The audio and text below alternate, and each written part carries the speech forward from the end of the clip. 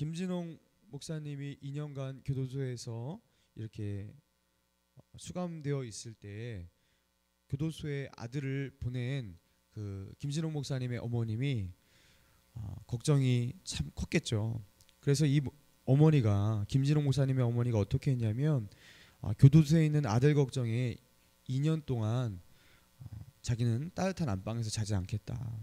그래서 그 시골의 그 차디찬 대청마루 그 마룻바닥에서 겨울에 주무시기로 작정하신 거예요. 당시에 그 어머니가 그 김진홍 목사님의 그 누님 딸의 집에 이렇게 기거하고 있었는데요. 어머니가 추운 겨울 날씨에 그 대청마루에서 자고 있으니까 어떻게 하겠어요? 그러니까 만류를 하는 거예요. 사위와 그 누님이 만류하면서 여기서 어떻게 잠을 잘 수가 있겠냐고. 그러니까 어머니가 그렇게 말씀하셨다고 합니다. 내 아들 진홍이가 감옥 찬 마루에 자고 있는데 이 어미가 따스한 방에 편히 자면 되겠냐고. 내 아들은 어릴 때부터 추위를 몹시 타는 체질인데 내가 이것으로 응원이라도 해야지 하면서 2년 동안 겨울을 그 마룻바닥에서 나셨다는 거예요. 그리고 여기서 이렇게 자면은 병든다고, 그만 자라고 그렇게 말하니까 어머니가 또 잠이 안 와야지, 이게 찬 데서 자면 잠이 안 오니까 잠이 안 와야지 내가 기도할 수 있지 않겠냐고, 내 아들을 위해서 여기서 기도하겠다고. 한 번은 그 소식을 알고 김진홍 목사가 옥중에서 이렇게 편지를 보냅니다. 제발 그러지 말라고. 그런데 어머니는 개의치 않고 그렇게 2해 겨울을 대청마루에서 나셨다고 합니다. 여러분, 김진홍 목사님의 어머니에게 가장 큰 소원이 뭐였겠습니까? 아들이 감옥에서 빨리 풀려나는 것, 그리고 아들이 그 감옥에서 건강하게 석방되는 것. 내가 그것을 위해서 잠시라도 깨어서 기도할 수 있다면 나 이거 괜찮다. 추워도 괜찮고 자지 못해도 괜찮다. 괜찮다는 것이죠. 여러분, 이게 개의치 않다라는 뜻이 바로 이런 것입니다. 우리가 진짜 바라고 소원하는 것이 생긴다면, 또 우리가 절박한 목표와 목적이 생긴다면, 간절한 정말 진심으로 원하는 어떤 것이 생긴다면, 여러분, 우리는요 대가를 치르는 거에 대해서 그렇게 힘들어하지 않아요. 지금 당장 치러야 될 어떤 아픔과 고통을 사실 아픔과 고통으로 여기지조차 않습니다. 왜입니까? 정말로 바라는 것이 있으면요 당연히 해야 되는 것 아니야, 이런 식으로 우리는 나오게 돼요. 그런데 우리가 자꾸 뭔가가 신경 쓰이고 거슬리고 왠지 그것을 하면 손해보는 것 같고 그래서 포기하고 싶고 약해진다는 것은 무슨 뜻입니까? 내가 진정으로 바라고 소원하는 그것이 아니라는 거예요.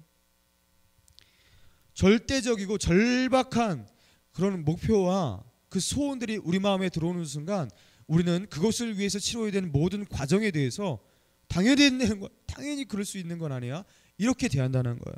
여러분, 개의치 않다라는 의미, 이게 뭡니까? 개의하다라의 부정어예요. 그럼 개의하다의 그 개자는요 낄 개자, 그리고 의자는요 뜻 의자. 그러니까 마음을 항상 거기다 두다, 이런 거예요. 근데 보통 이게 부정형으로 쓰지 않습니까? 개의치 않다, 그렇죠? 그러니까 한마디로 이건 뭐냐면 신경 쓰지 않다라는 거, 거기에 뜻을 두고 마음을 두지 않다라는 것이 바로 개의치 않다라는 뜻입니다. 우리가 쓰는 일반적인 용어로요 우리는요 무시하다라고 그래요. 보통 무시하다. 그리고 우리가 이걸 좀 과격한 표현으로 할 때 개무시하다.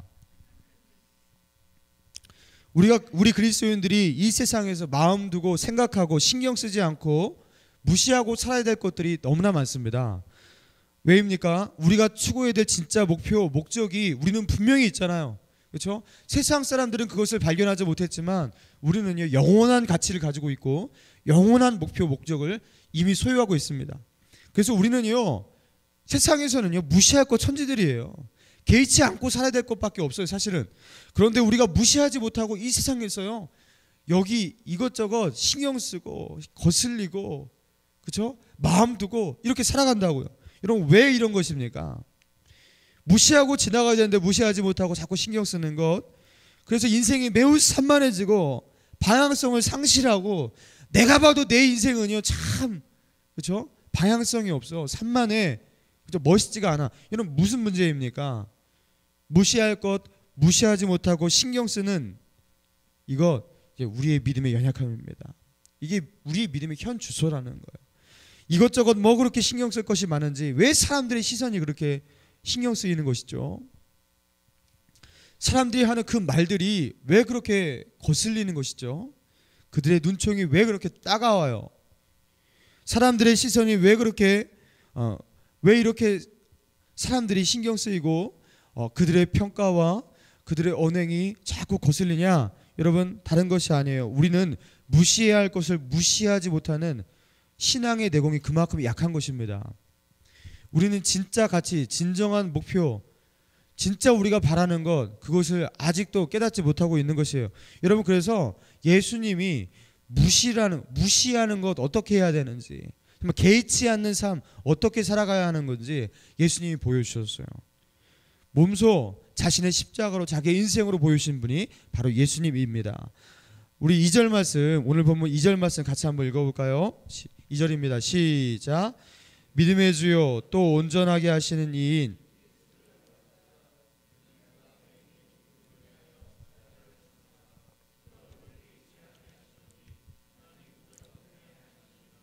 자, 예수님이 우리에게 보여주신 예수님도 우리에게 믿음을 보여주셨는데 그게 어떤 믿음이냐면 개의치 않는 믿음이었어요.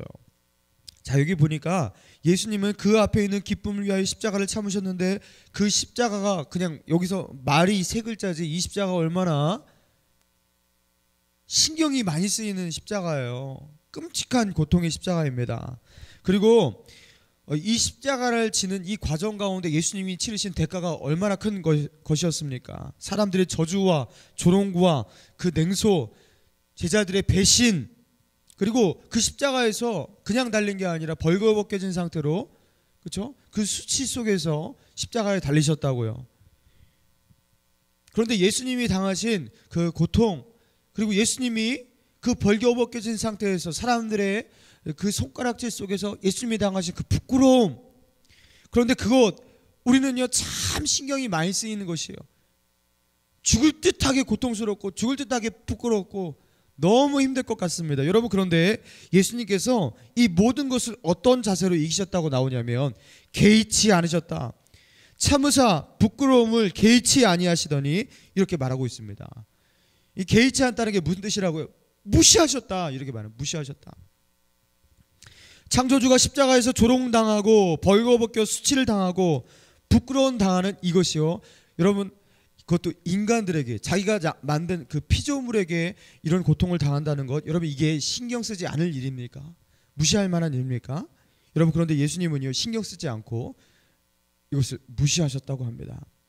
무엇 때문에요? 왜 그러신 것입니까?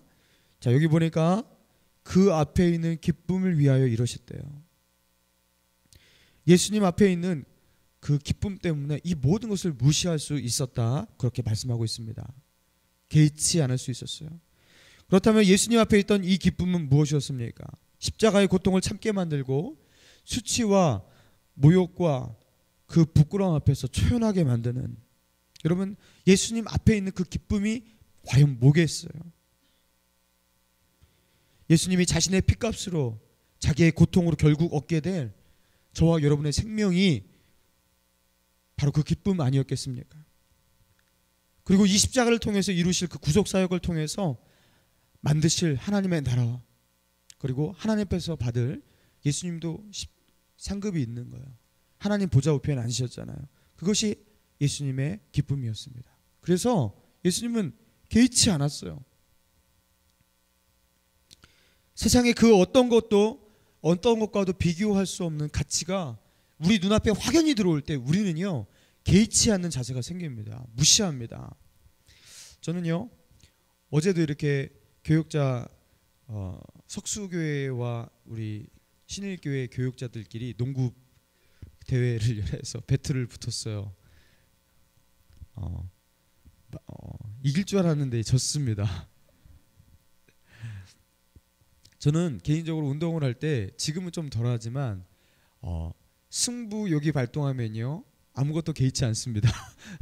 뭐 쪽팔린 거 없습니다. 뭐 다치는 것도 괜찮아요. 사실 굉장히 아픈데도 괜찮아, 하나도 안 아파, 막 이렇게 넘어가요. 그리고 하다가 저는 이렇게 안경 쓰고 하니까 농구공에 안경 맞아서 안경이 때로는 부러질 때도 있고 기스날 때도 있고, 그렇죠? 이게 고가 아닙니까? 한 10만 원 정도 되는 건데 그렇게 돼도요. 괜찮아, 이거 괜찮아 그러고서 바로 진행해요. 저는요, 승부욕이 발동하면요 상당한 것들을 개의치 않습니다. 사실 개의할 만한 것이죠. 신경 쓸 만한 것이죠. 그러나 제가 보기에는요, 이 승부가 훨씬 더 중요한 거예요. 그러면요, 이것 앞에서 여러분 여자 자매들 뭐 이거 별것 아닌 거 가지고서 왜 목쓴 거냐 이렇게 생각하겠지만 저한테는 중요한 거예요. 그러니까 개의치 않는 거예요. 여러분 조금만 더 중요한 거 있어도요 개의치 않습니다. 내가요 뭐 엄청난 가치라고 생각하지도 않고요, 이것보다 조금만 더 가치 있다고 생각해도 그것보다 가치 없는 거에서 개의치 않는 것이 인간의 심리예요. 여러분, 그런데 우리가 왜 자꾸 신경 쓰입니까? 내가 이것보다 조금 더 가치 있는 그것조차 발견하지 못하고 있는 거예요. 여러분, 만약에 가정해 봅시다. 시청과 광장에서요, 광장 그 한가운데 배를 만들어 놨어요. 어떤 자선 사역가인데 대단한 그 부호예요. 그래서 10억을 걸었습니다. 여기에 있는 청년 그 누구라도 좋다, 1시간 안에 시청과 광장 가운데 와갖고 이 가운데 있는 배를 딱 누르면 내가 10억을 그 자리에서 현찰로 주겠다. 아무 대가도 없다. 그냥 1시간 안에 와서 배를 누르면 된다. 여러분, 이 소리를 듣자마자 우리는 어떻게 하겠습니까? 아무도요 점포도 안 걸치고 나갈 거예요. 세수하고 나갈 사람 있겠습니까? 그냥 나갈 거예요. 화장하고 막 고치고 하겠습니까? 아무도 안 할 거예요. 자, 막 달려나가다가 모르고서 지갑을 떨어뜨렸어요. 3m만 걸어가도요 그 지갑 주고서 갈 수 있는데 그거 안 주고 가실걸요? 10,000원짜리가 바바박 떨어져갖고 10만 원이 그냥 줄에 떨어졌는데도 그거 안 주고 막 달려가실걸요? 왜요? 1시간에 가면 10억인데 그게 뭔 소용이 있어요? 주위에서 뭐 누가 뭘 하건 인사를 하건 받지도 않고 그냥 막 뛰어나갈걸요? 그래서 어떻게든지 1시간 안에 그거 가는 것, 거기에 자기의 초점을 맞추고 갈걸요? 여러분, 우리가요 큰 것을 발견하면요 작은 것을 이렇게 무시하는 것입니다. 그렇죠? 여러분, 오늘 이 새벽에 6시에 정시에 오면은 10만 원 현찰로 준다. 여러분, 제가 보기에는 130명 이상 옵니다. 우리 청년들요 130명 이상은요 정말 1초도 안 늦고 여기 다 옵니다. 왜요? 자기가 아르바이트 해서 알잖아요. 1시간당 5,000원짜리 이런 거 해봐서 알잖아요. 10만 원 버는 게 얼마나 큰 가치인지 알잖아요. 무조건 옵니다. 장담하는데 130명이 뭐예요? 우리 출석 인원을 넘어서 올 거예요. 근데 우리는 이 새벽 기도를 10만 원의 가치 이하로 보고 있습니다. 그렇죠? 그러는 거예요. 별 가치 없이 보고 있는 거예요. 그래서 안 되는 것입니다. 노아가 하나님께서 홍수로 세상을 심판하신다는 것을 듣고서, 그리고 방주를 만들라고 하셨잖아요. 너를 구원하기 위해서 방주를 만들라. 그 말씀을 듣고서 방주를 만들기 시작합니다. 근데 이 방주가 보통 배가 아니었어요. 길이가 300규빗, 규빗은 1규빗이 보통 50cm 되니까 길이가 150m, 너비가 50규빗, 25m, 150m, 25m의 넓이의 축구장 크기에 어마어마한 배였습니다. 타이타닉호를 그 당시에 만들고 있다고 생각해 보세요. 이게 얼마나 대단한 작업입니까? 그런데요, 이 배를 어디서 만드는 거예요? 육지 한가운데서 만드는 거예요. 여러분, 얼마나 사람들에게 조롱을 받겠습니까? 이 거대한 배를 120년 동안, 노아의 나이 480세에 이 소리를 들었다고 추정이 돼요. 480세에 이 소리를 듣고 600세에 홍수가 왔는데 이 할아버지가 노망이 날지 육지 한가운데다가 타이타닉호를 120년 동안 모든 것을 전폐하고 짓고 있으니, 여러분, 이게 무슨 망령된 짓이에요. 여러분, 그런데 이 작업을 하면서 동네방네 노아에 대한 소문이 났을 거라고요. 이 미쳤다, 돌았다, 그 육지 한가운데다가 배 짓고 있단다, 홍수가 날 거라고 한단다. 여러분, 이러면서요 사람들이 얼마나 조롱하고 지나갈 때마다 그냥 소문, 그냥 이야기거리가 그냥 노아의 이야기만 하면서 막 웃고 그랬을 것이라고요. 여러분, 그런데 노아는 어떻게 합니까? 120년 동안 이 모든 것을 다 개의치 않습니다. 부끄러워하지 않습니다. 120년을 개의치 않고 살았어요. 그리고 구원받았습니다. 여러분, 우리가 믿음으로 살아갈 때에 바로 이 자세가 필요한 거예요. 누가 뭐라 해도 나의 길을 갈 수 있어야 돼요. 누가 뭐라 해도 나를 잡아도요, 믿음의 길이라면요, 그 길을 걸어갈 수 있는 그 뚝심이 있어야 돼요. 개의치 않는 그런 자세가 있어야 되는 거예요. 다른 사람들의 그 말에 휘둘리지 않고 솔깃하지 않고 정도로 걸어갈 수 있는 이 마음 없으면요, 믿음에서 결국에 실패합니다. 여러분, 가치에는요, 목적가치와 도구가치가 있대요. 따라해보세요. 목적가치, 도구가치, 두 가지 가치가 있다고 합니다. 그런데 목적가치란 무엇이냐면 평등, 사회정의, 평화처럼 그 자체가 목적이 되는 가치를 목적가치라고 합니다. 도구가치란 건 뭐냐면 아까 말한 그 목적을 추구하는 데 있어서 도구가 되는 도구적 가치를 말하는 거예요. 예를 들어서 그 정말로 목적으로 삼을 만한 것을 위해서 내가 도구적으로 뭘 씁니까? 돈을 사용하잖아요. 자동차 사용하잖아요. 그리고 학력도 필요하고 나름대로의 스펙, 이게 다 도구가치예요. 자, 그래서 제가 읽었던 책에서요, 어떻게 표현하냐면 우리 인생이 성공하는 인생, 실패하는 인생 어디에 차이 나냐면, 자, 도구 가치를 단지 도구로 여기지 않고 목적으로 착각할 때 우리의 인생은 불행해진다, 이렇게 말하고 있더라고요. 자, 인간의 삶이 허무해지고 혼돈 가운데 놓여지는 이유가 무엇입니까? 대부분의 이유는 무엇이냐면 도구적인 것인데 목적으로 착각하고 집착할 때 그렇게 되는 것이에요. 이런 밥을 먹기 위해서 숟가락을 들잖아요. 그런데 인간은 살면서 어떤 식으로 자기를 왜곡시키냐면, 아, 밥 먹기 위해서 숟가락이 필요하구나 하면서 숟가락에 집중을 어느 순간 시키기 시작하는데, 야, 이왕이면 이 숟가락 은숟가락으로 먼저 먹어보자 하면서 그것을 은으로 만드는 것에 집착을 하는 거예요. 그리고 어느 순간 여기에 만족을 못해요. 아, 금수저로 먹어보자 하면서 금숟가락을 찾는 거예요. 그리고 이거, 아유, 금으로 돼 있으니까 너무 식상하네, 다이아몬드 박아보자 하면서 그 숟가락에다 다이아몬드 박아요.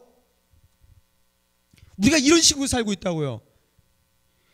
밥을 떠먹을 수 있는 게 수저인데, 밥 떠먹으면 그저 되는 것이 수저인데, 은수저건 금수저건 그게 뭔 상관이냐는 거예요. 그런데 우리는요, 거기에다가 그죠? 데코레이션 하는데 신경 쓰다가 그 진정한 도구적 가치라는 것을 인식하지 못하고 헤매고 있다는 것이죠. 여러분, 그런 건 아니겠습니까? 차는요, 그냥 차 타고 가면 되는 거 아니에요. 그 차를 뭘 큰 걸 몰 필요가 있어요. 비싼 차를 도대체 왜 모는데요? 그냥 아무거나 몰고서 내가 가고 싶은데 가면 되는 거 아니에요. 왜 거기 집착하냐고요. 사는 것 그냥 잘 먹고 잘 살고 따뜻한 데서 자면 되는 거 아니에요. 근데 왜 거기에 평소에 집착하고 그것을 꾸미는 데 집착하고 그런 데하고 인생을 허비하고 있냐고요. 여러분, 우리가요, 도구적인 것에 목적을 입혀버리고 인생 헤매고 있다고요. 여러분, 도구적 가치와 목적 가치를요, 분명히 구분하셔야 됩니다. 그래서 무시해야 될 것이, 과감하게 무시할 수 있는 그런 모습들이 그리스도인에게 보여야 돼요. 예수 믿는 사람들은요, 다른 사람들과 차원이 다른 가치평가 기준들이 있어야 돼요. 여러분, 이런 것들이 여러분에게 좀 보여주시기 바랍니다. 바울이 감옥에 갇혀서 빌립보 교회에 편지를 보냈어요. 편지를 보내면서 이렇게 말합니다. 나의 간절한 기대와 소망을 따라 아무 일에든지 부끄러워하지 아니하고 지금도 전과 같이 온전히 담대하여 살든지 죽든지 내 몸에서 그리스도가 존귀하게 되게 하려 하나니 이는 내게 사는 것이 그리스도이니 죽는 것도 유익함이라. 좀 이게 쉽게 말하자면 이게 무슨 말이냐면, 나는 감옥에 갇혀 있다. 나는 부끄럽지가 않다. 나는 이 감옥에 갇혀 있는 이 사실을 개의치 않겠다라는 거예요. 그리고 나는 전과 같이 온전히 담대해서 살든지 죽든지도 개의치 않겠다. 살든지 죽든지 전과 같이 내 몸에서 그리스도만이 온전하게 존귀케 되는 것을 목적으로 삼겠다.